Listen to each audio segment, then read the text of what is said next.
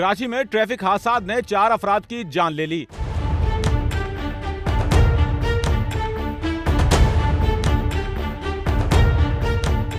कराची में 3 हादसात रूनुमा हुए जो नाजिमाबाद, स्टील टाउन और लियारी में पेश आए।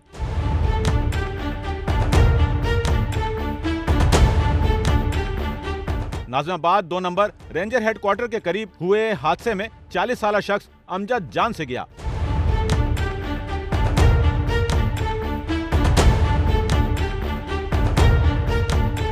स्टील टाउन जिना गेट के करीब 2 मोटरसाइकिलों में तसादुम से 2 अफराद जिंदगी हार गए।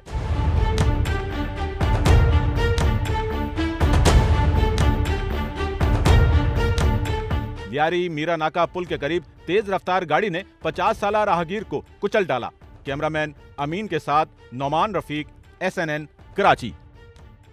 सच्चल न्यूज़ नेटवर्क की वीडियोस में खुशामदीद। नाजरीन, वीडियो से मुतालिक अपनी कीमती राय का इजहार कमेंट बॉक्स में ज़रूर करें और चैनल को सब्सक्राइब करें।